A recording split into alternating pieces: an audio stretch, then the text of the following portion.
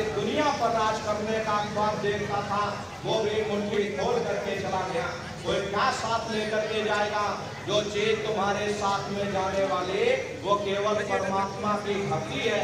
इसलिए प्रेमी भाई बहनों, वो दौलत कमा लो जो अंत समय में तुम्हारे काम आवे। प्रेमी भाई बहनों, वरना ये समय निकलता जा रहा, ये श्वासों की पूंजी दिन प्रतिदिन कम होती जा रही। एक समय ऐसा आएगा ये बुलबुला तुम्हारा फूट जाएगा, फिर ना जाने दोबारा ये मनुष्य शरीर मिले न मिले, अरे भटकते रह जाओगे युगों युगों के लिए नरकों और चौरासियों में। इसलिए प्रेमी भाई बहनों, अब भाग्य है आपका, आपको ये मनुष्य शरीर मिल गया। इस मनुष्य रूपी मंदिर में बैठ करके वो आत्मधन कमा लो, वो रूहानी खजाना कमा लो, जिससे तुम्हारी जीवात्मा का कल्याण हो जाए। तो सुमरन, ध्यान और भजन नित्य नियम से करिएगा। और देखो प्रेमी भाई बहनों, सभी लोग शाकाहारी रहना, क्योंकि हमारे गुरु महाराज ने शाकाहार पर विशेष जोर दिया। गुरु महाराज हमारे कहते थे, ये बच्चे बच्चियों, तुम लोग शाकाहारी रहना, शाकाहार का प्रचार करते रहना, इसी से देश और दुनिया में भारी परिवर्तन होगा। अरे नारियों, परिवर्तन कोई कानून बनाने से नहीं होता, परिवर्तन कोई आंदोलन करने से नहीं होता, परिवर्तन कोई तोड़ फोड़ करने से नहीं होता।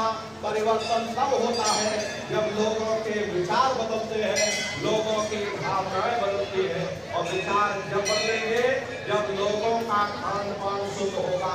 अरे देसी कहावत है, जैसा खाए अन्न वैसा होए मन। जब इंसान पशु प्रति भोजन करेगा, उसकी बुद्धि स्वतः ही पशुओं जैसी हो जाएगी। सोच विचार उसका चिंतन स्वतः ही पशुओं जैसा हो जाएगा। फिर इस शराब के नशे में माँ बहन बेटे की पहचान खत्म हो जाए। उस शराब को पी करके यह कैसे पता चलेगा कि क्या अच्छा और क्या बुरा है? यही कारण है कि आज हर समाज में ये दुनिया भर के अत्याचार और दुनिया भर के व्यभिचार फैले हुए। अरे हम आप मंदिर बनवाते हैं, उन मंदिरों में नहा धो करके जाते, कहते हुए परमात्मा के रहने की जगह है, हमको नहा धो करके जाना चाहिए, फूल अगरबत्ती ले जाना चाहिए। कोई उन मंदिरों में कूड़ा कचरा नहीं डालता। अगर कूड़ा कचरा डालोगे तो आपस में लाठियां चल जाएंगी। फिर ये जो हरि मंदिर है, ये पंच भौतिक शरीर जिसे महात्माओं ने हरि मंदिर कहा, और इसमें तुम हाड़ मांस के लोथड़े डालते हो, इसमें तुम शराब के कतरे डालते हो। अपने बनाए हुए मंदिर की कद्र करोगे और परमात्मा के बनाए हुए इस हरि मंदिर को तुमने जीते जी कब्रिस्तान बना दिया तो सख्त सजा मिलेगी। अरे महात्माओं ने लिखा है कि दिल भर मच्छी खाए के कोटि गौ दान और काशी करवट जा मरे निश्चय नरक निदान। यदि दिल भर भी मच्छी खा करके फिर चाहे कोटान कोट गौओं का दान करो और काशी में जा करके मत्था रगड़ते रगड़ते अपनी पूरी जिंदगी वहां पर गुजार देना, फिर भी तुमको तुम्हारे गुनाहों की सजा मिलेगी। कोई बच नहीं सकता, क्योंकि एक कर्म भूमि है। यहाँ तुम जैसा कर्म करोगे वैसा फल तुमको मिलेगा।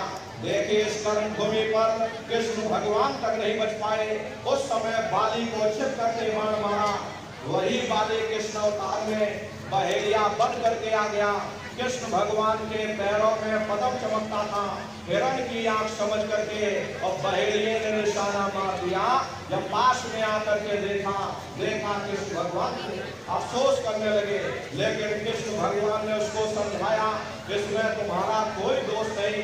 उस समय हमने तुमको मारा, आज तुमने हमको मार दिया, हमारा तुम्हारा अगला बदला पूरा हो गया।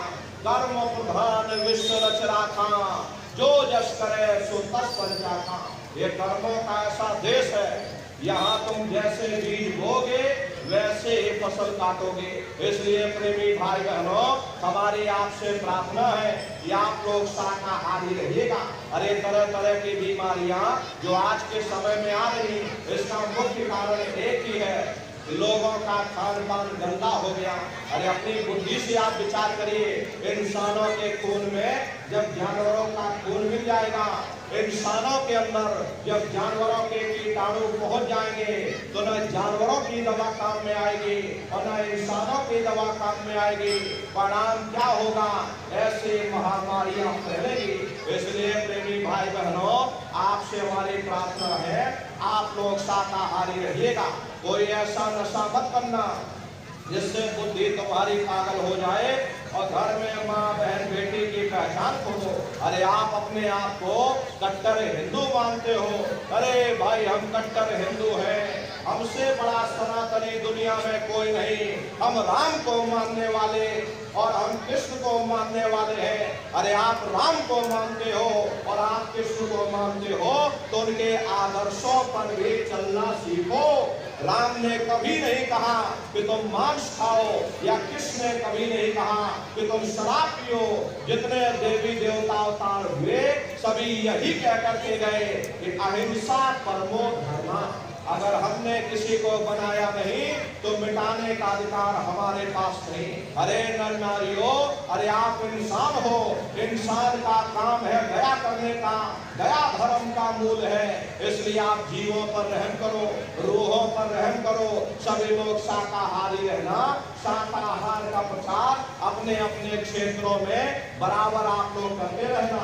अरे सतयुग कैसे आएगा? राम राज कैसे आएगा? राम राज कोई भाषण देने से नहीं आने वाला। राम राज जब आएगा जब आप लोग धर्म का प्रचार करोगे, और धर्म का प्रचार करने की जिम्मेदारी हम सभी प्रेमी भाई बहनों की है, क्योंकि हम सभी लोग अपने गुरु के जलाए हुए चिराग हैं। अगर एक एक चिराग एक एक गांव में पहुंच जाएगा, ये पूरा गांव प्रकाशवान हो जाएगा, ये पूरा समाज प्रकाशवान हो जाएगा। गुरु महाराज के संदेशों को जन जन के बीच में पहुंचाने की जिम्मेदारी हम सभी प्रेमी भाई बहनों की है। गुरु महाराज हमारे कहकर गए, बच्चा गांव गांव में तुम भजन केंद्र की स्थापना करो, गांव गांव में सत्संग होने लग जाए, गांव गांव के लोग भजन करने लग जाएं, गांव गांव के लोग शाकाहारी हो जाएं, गांव गांव के लोग सदाचारी हो जाएं, आंखों में माँ बहन बेटे की पहचान कायम हो जाए। जब हमारा गांव बदल जाएगा, ये पूरा समाज बदल जाएगा, निश्चय ही कलयुग में सतयुग आ जाएगा। इसलिए प्रेमी भाई बहनों, धर्म के प्रचार में आप सभी लोग अपना अपना योगदान दीजिएगा। देखिए हमारे गुरु महाराज परम संत बाबा जय गुरुदेव जी महाराज ने एक अच्छे समाज के निर्माण के लिए, चरित्रोत्थान के लिए, लोगों को शाकाहारी और सदाचारी बनाने के लिए 116 वर्ष की आयु तक अथक मेहनत और परिश्रम किया।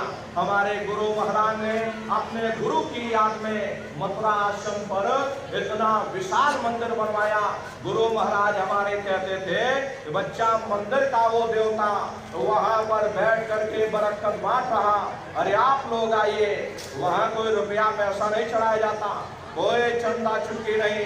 अरे आप लोग आए, मंदिर के देवता के सामने अपनी एक बुराई को चढ़ा दीजिए। वहां पर बुराई चढ़ाई जाती है कि हम आज से मांस मछली नहीं खाएंगे, हम आज से अंडा शराब का सेवन नहीं करेंगे, हम आज से झूठ नहीं बोलेंगे, हम आज से किसी को धोखा नहीं देंगे।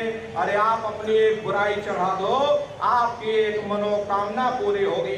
ऐसा वरदानी मंदिर गुरु महाराज ने अपने गुरु की याद में मथुरा आश्रम पर बनवाया है। उन्हीं की याद में ये पावन भंडारे का कार्यक्रम 20 दिसंबर से और 24 दिसंबर तक प्रेमी भाई बहनों मथुरा आश्रम पर मनाया जाएगा।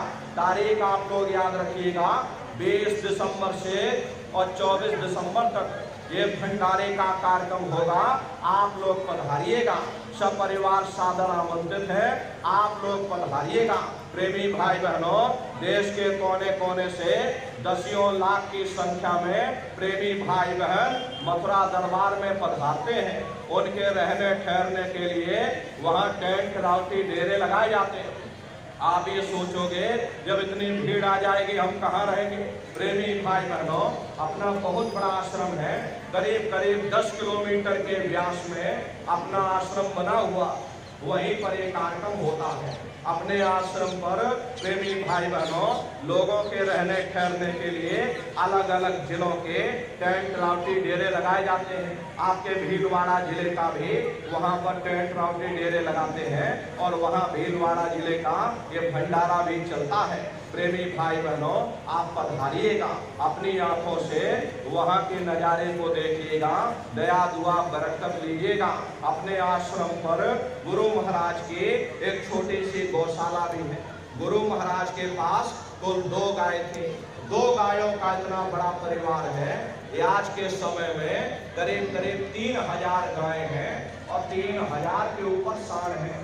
प्रेमी भाई बहनों गुरु महाराज की प्यारी गाय है। गुरु महाराज ने 2 गायों से ही ये धीरे धीरे बढ़ते बढ़ते आज इतना बड़ा परिवार हो गया कि करीब करीब 3000 गाय हैं। गायों के लिए अलग व्यवस्था होती है, सांडों के लिए नंदीशाला है और गायों के लिए गौशाला बनी है। प्रेमी भाई बहनों उसी के बगल में अपना एक विद्यालय भी है जिसमें 2500 से 3000 बच्चे निःशुल्क विद्या अर्जन करते हैं। कॉपी किताब पढ़ाई लिखाई बिल्कुल